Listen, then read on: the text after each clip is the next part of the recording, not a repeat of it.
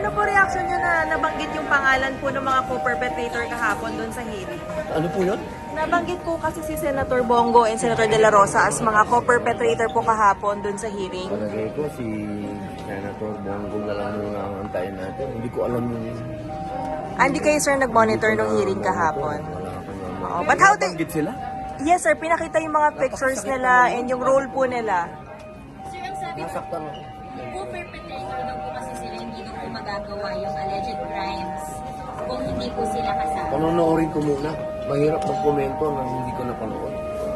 Sa ngayon, medyo para sa akin, inihiring tayo sa ibang bansa. My goodness. Nakakit naman yun. Pero ano ang tingin niyo dun, Senator, na yun na nag-start na yung pre-trial dun sa case ni Sir. So, ano tingin niyo dun? Yung nag-start na yung gumulong na siya sa ICC. Kaya nga hindi ko nanonood. Kasi masakit para sa akin na tayo, mga Pilipino, tinatrial sa ibang bansa. Yun ang aking makukomento. Pero dahil dyan sa sinabi na nabanggit sa PG, panonoodin ko. Alam ko naman yung sasagot ko. Kasi hindi ko talaga pinanood. Para sa akin. Thank you, sir. Thank Sir, you, thank you. mamaya po yung reso daw po doon sa in support Ngayon, of ngayon. PG. Ngayon pag-uusapan niya.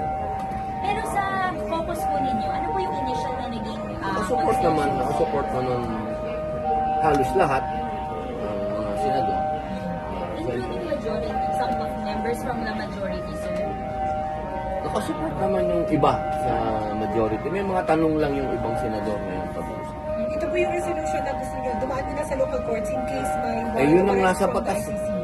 Yun naman ang batas. Gusto natin masulod yun. Pati sa Rome Statute, yun din ang sinasabi. Kailangan dumaan sa court. Are you confident, sir, na lulusot siya, itong reso na to? Sana.